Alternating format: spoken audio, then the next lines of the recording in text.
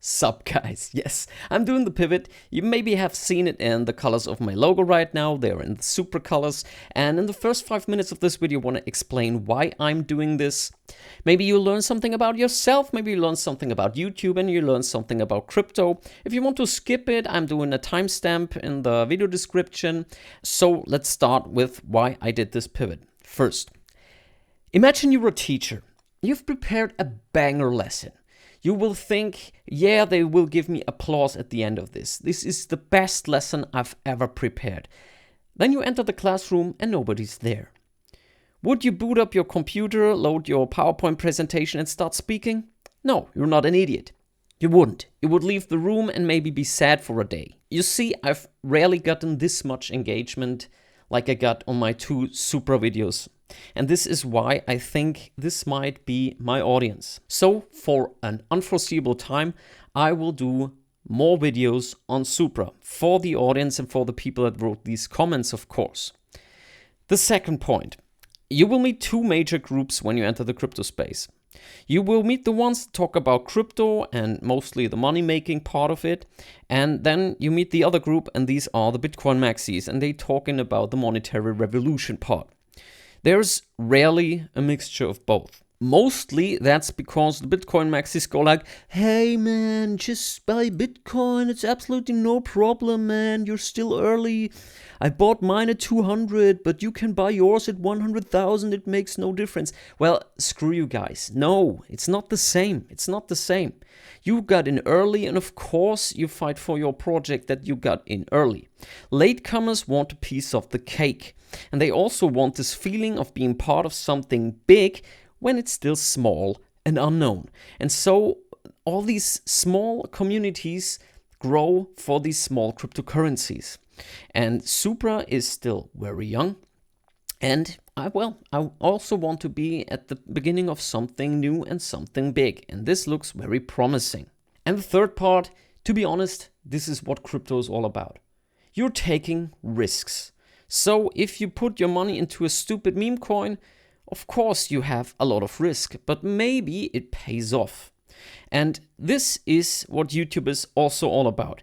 You have a niche. Maybe SUPRA grows. More people are interested in SUPRA. And then I am there with this channel with a lot of SUPRA videos. I am the winner. If it goes to 0, well, I'm screwed. I'm gonna start over. This is what YouTube is all about. Okay, with that out of the way, I'm gonna answer the most important question about any crypto project. Is this a scam? My answer on SUPRA is absolutely clear. No, it isn't. But I absolutely understand people that think that it is a scam. For that, we go into X, and I just searched for SUPRA is a scam. So what do we have here? What a complete fucking scam. SUPRA is a big scam. Welcome to SUPRA, where every pump immediately follows a massive sell-off. Why is that? Well, it's token unlocks. We can talk about that in another video. It all has a reason. Look at this chart. Oh my god, I'm losing all my money. The tokenomics kill it. That's bullshit. We're gonna talk about that in this video, why the tokenomics are not bullshit. Man, got amazing skills, team ambition, blah blah blah. That constant decline of SUPRA price, blah blah blah. Low SUPRA is a scam. It's a scam. It's a scam. It's a scam. To explain this, let's get into a recent hype. If you're not living behind the moon, you maybe saw this Sydney Sweeney interview with this liberal, rather less beautiful girl. I don't know if that's politically correct. And, well, this interview, I don't care about it, but of course the crypto space made a meme coin about this. And this is the usual pattern. So we have the initial hype. It goes up. Then maybe some other top because people sell here and they think it's just a correction. Then it goes up again. But here we already see the decline. And you don't have to be Nostradamus. You absolutely know where this is going. Because this interview is already over. Maybe this will be a meme for another month or something. And then people will already have forgotten about this. And when a meme dies, the token will also die, and this is usually how this works. Initial pump, massive sell-off, dead. Well, if we look at SUPRA, initial pump, massive sell-off, and then dead? Question mark. This is why people think SUPRA is a scam, because the charts are pretty much the same. You have an initial pop, and then it goes to zero or to its initial price or even lower. This doesn't only happen to meme coins. This here is the chart of SUI. So we have, as it got listed, an initial pop off like crazy, and then we sold off. Just the same pattern. And look how long this went. If we see the time frame, we have 1, 2, 3, 4, 5, 6 months. And when we look at SUPRA, we have 1, 2, 3, 4, 5, 6 months. And then it began to rise. If you think these two projects can't be compared, well, I'm gonna show you why that's not the case. SUPRA has officially reached 20 billion tokens in circulation. Let's look at SUI. The initial pop-off started when only about 15% of the tokens were unlocked. With SUI, there are 36.81% only unlocked and in circulation, and still the project popped off like crazy. After this initial sell-off, we had SUI do this, from here to there.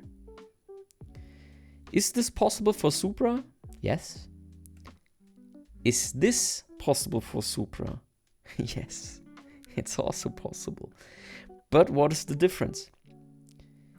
People stop developing for this. It's a meme coin. People don't give a shit eventually.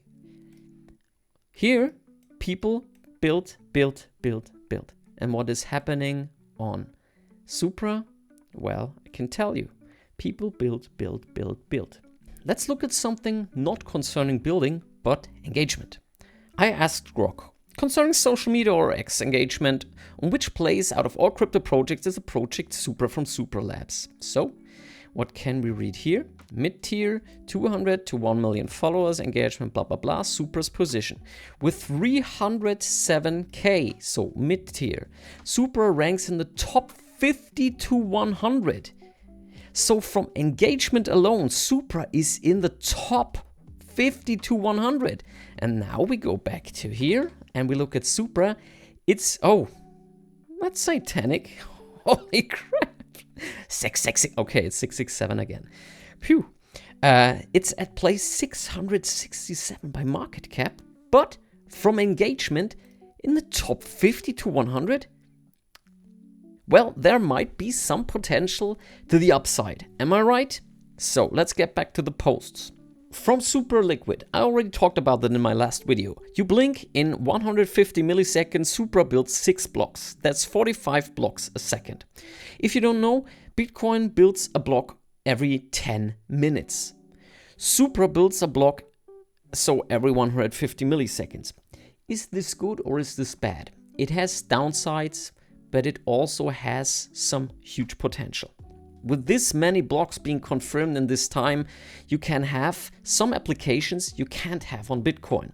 And this is another advantage that these small crypto projects have. And with the vertical structure of SUPRA, only one coin, it has, in my opinion, the best sides of Bitcoin and the best sides of the layer ones of Ethereum.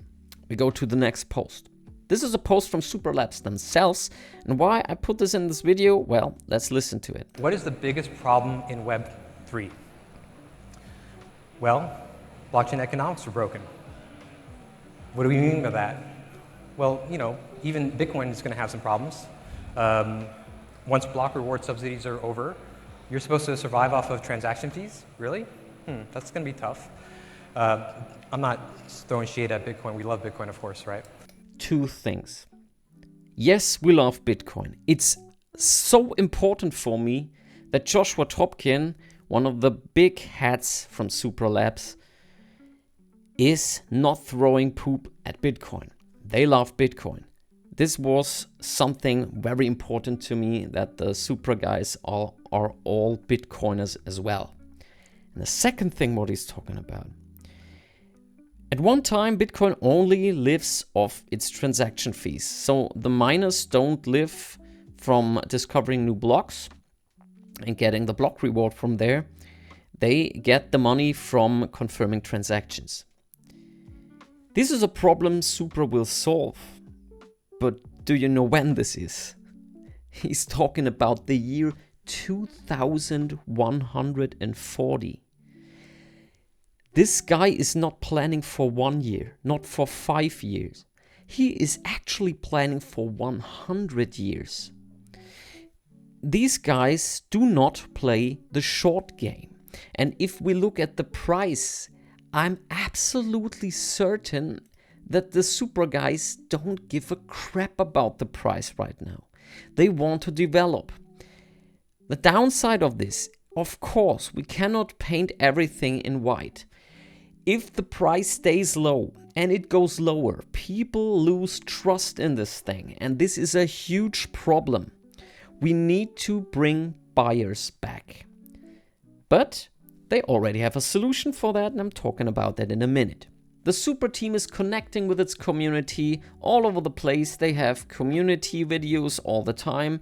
And this here, just don't give up. When it gets hardest, figuring it out, that's when it's most satisfying. At this point, guys, I am not sponsored by SUPRA. I don't get anything from them. If they reach out to me, that's awesome. If they don't, I will still keep making videos for SUPRA in the foreseeable future. But they are connecting with the community. They don't say buy our tokens or not, we don't give a crap. They sit down with developers, they sit down with creators, and they actually want to make this happen.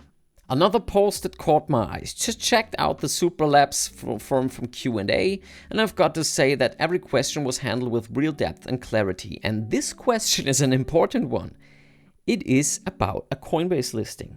Of course, the SUPRA team is thinking about a Coinbase listing and a Binance listing.